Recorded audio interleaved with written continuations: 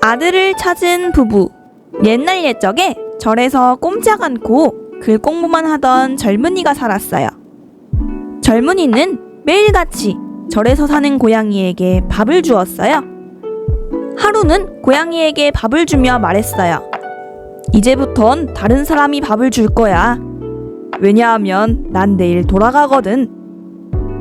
내가 돌아올 때까지 잘 있거라. 젊은이는 3년 만에 집으로 돌아가게 되었어요. 그렇게 절에서 나와 집으로 돌아오는 길, 젊은이는 멀리서 대문만 봐도 가슴이 뛰었어요. 어머니! 하고 멀리서부터 불러보고 싶었지만 꾹 참았어요. 젊은이는 가족들을 깜짝 놀라게 해주고 싶었거든요. 젊은이는 드디어 대문 앞에 도착했지요. 다행히 대문은 잠겨있지 않았어요. 막 대문에 들어서며 고개를 드는 순간 젊은이의 눈이 휘둥그레졌어요. 아니 글쎄 자기와 똑같이 생긴 젊은이가 마당에서 노려보고 있는 것이 아니겠어요? 이게 웬일이지? 넌 누구냐? 절에서 온 젊은이가 물었지요. 나? 이 집 아들이다. 그러는 넌 누구냐? 집에 있던 젊은이가 대답했어요. 뭐라고? 내가 이 집 아들이야. 절에서 공부를 마치고 지금 돌아오는 길인데. 이 말에 집에 있던 젊은이가 콧방귀를 뀌었어요. 3년 공부를 마치고 난 이래전에 돌아왔다. 어디서 굴러먹던 녀석인진 몰라도 썩 꺼져라! 둘이서 옥신각신하는 소리에 마을 사람들이 몰려들었어요. 아니 이게 어떻게 된 거야? 두 사람이 완전 똑같이 생겼잖아. 이럴 수가. 어떻게 이렇게 똑같이 생겼지? 가만히 있자. 저 집 아들들이 쌍둥이였나? 바깥이 하도 소란스럽자 집안 사람들까지 몰려들었어요. 똑같이 생긴 두 아들이 싸우는 것을 본 어머니는 깜짝 놀랐어요. 아버지도 물론 깜짝 놀랐지요. 놀라건 말건 두 젊은이는 서로 삿대질을 하며 싸웠어요. 내가 없는 틈에 와서 우리 부모님을 속이다니! 넌 어디서 온 귀신이냐? 내가 틀림없는 이 집 아들인데 뻔뻔스럽군. 무얼 노리고 온 것이냐? 누구의 말이 옳은지 알 수 없어 마을 사람들은 물론 집안 사람들도 멍하니 둘을 바라만 보았어요. 절에서 돌아온 젊은이는 답답했어요. 믿었던 가족들도 자기를 알아보지 못했으니 그 심정이 오죽했겠어요. 아버지, 제가 돌아왔어요. 어머니, 제가 돌아왔다니까요. 3년 전에 절로 떠났던 아들이 무사히 공부를 마치고 돌아왔어요. 집에 있던 젊은이가 손을 저으며 말했어요. 아버지 어머니 속지 마세요. 제가 왔을 적에 반갑다고 손도 잡고 뺨도 만져보셨잖아요. 아버지와 어머니는 서로 귓속말로 속삭였어요. 아무래도 구별을 못하겠는데 둘 다 아들로 삼을까? 그러자 어머니가 고개를 세게 저으며 말했어요. 안 돼요, 영감. 둘 가운데 한 놈은 분명 가짜예요. 가짜는 우리 집을 망하게 할지 몰라요. 꼭 가려내야 해요. 참 그렇군. 헌데 어떻게 진짜 아들을 찾지? 한참을 생각하던 어머니는 아버지를 향해 말하였어요. 아, 영감, 좋은 방법이 생각났어요. 어머니가 둘을 번갈아 보며 말했어요. 내 아들은 오른쪽 발뚝에 검은 흉터가 있는데 어디 한번 보자. 그러자 절에서 돌아온 젊은이가 소매를 걷고 맨 발뚝을 내보였지요. 집에 먼저 와있던 젊은이도 질세라 소매를 걷고 맨 발뚝을 내밀었지요. 아니 이럴 수가. 두 아들은 모두 똑같은 자리에 똑같은 흉터가 있었어요. 모양도 크기도 똑같지 뭐예요? 아니 둘 다 흉터가 있다니. 그럼 무슨 방법으로 아들을 골라내지? 그러자 집에 먼저 와있던 젊은이가 말했어요. 진짜 이 집 아들이면 이 집 형편을 잘 알 거예요. 집안에 물건이 놓인 곳을 물어보세요. 어머니가 생각하기에도 그럴듯한 꾀였지요.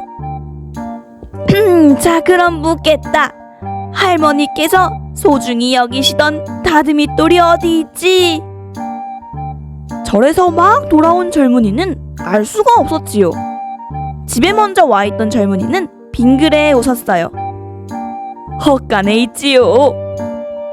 그 말에 온 가족의 얼굴에 웃음이 피었어요. 절에서 돌아온 젊은이는 너무 억울했지요. 그래서 한 가지만 더 물어봐 달라고 사정했어요. 좋다. 이번이 마지막이다. 할아버지께서 아끼시던 벼루가 어디 있느냐? 절에서 돌아온 젊은이는 또 머뭇거렸고, 그 사이에 먼저 와 있던 젊은이가 벽장 안에 있는 벼루를 찾아가지고 나왔어요. 가족들은 진짜 아들을 찾았다고 좋아했지요. 야! 당장 맞아 죽기 전에 나가! 먼저 와 있던 젊은이가 절에서 돌아온 젊은이를 냅다 걷어찼어요. 저런 나쁜 놈이 있나? 어디서 거짓말을 해? 가족들도 등 뒤에서 손가락질을 했지요.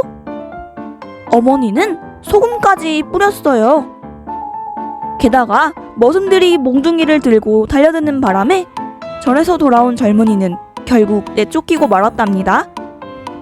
집에서 쫓겨난 젊은이는 정말 황당했어요. 내가 이 집 아들이 아니면 누가 우리 집 아들이라는 거야? 젊은이는 분하고 슬프고 억울했지요. 마땅히 갈 곳이 없었던 젊은이는 엉엉 울면서 공부하던 절로 되돌아갈 수밖에 없었어요. 그렇게 해서 젊은이는 절로 돌아왔어요. 스님이 젊은이의 얼굴을 빤히 바라보더니만 혀를 끌끌 찼어요.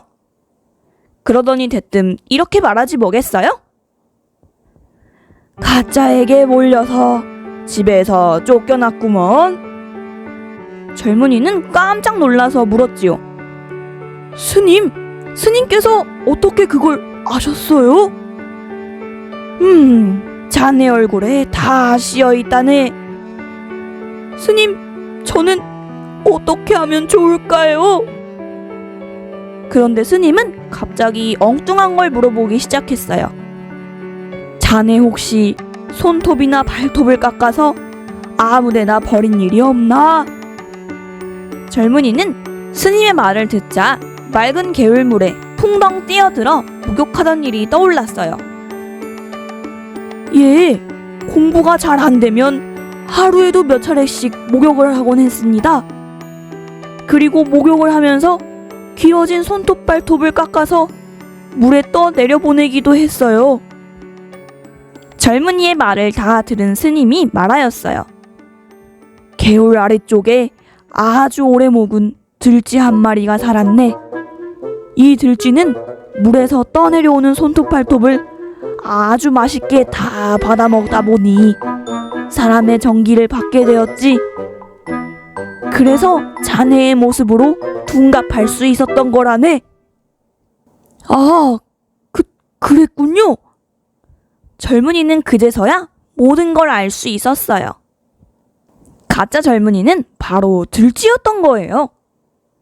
젊은이는 걱정스러운 눈빛으로 스님을 보며 말했어요. 그럼 전 어떻게 해야 할까요? 그러자 스님이 말하였어요. 걱정하지 말게. 내가 방법을 알려주겠네. 쥐가 가장 겁내는 게 고양이 아닌가? 저 고양이를 가져가서 가짜 앞에 내려놓게. 스님은 절 앞에서 졸고 있는 고양이를 가리켰어요. 그 고양이는 젊은이가 끼니 때마다 밥을 챙겨주었던 고양이였어요. 감사합니다. 감사합니다.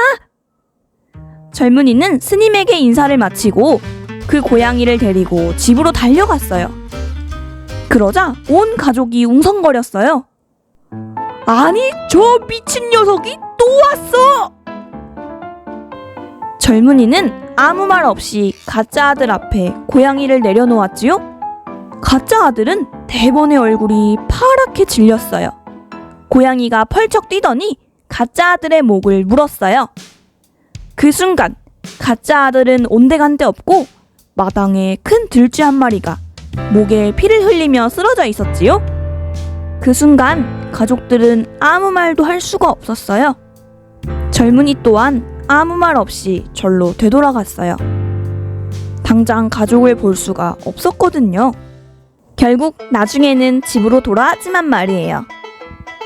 진짜 아들을 찾은 가족은 큰 잔치를 열고 행복하게 잘 살았답니다.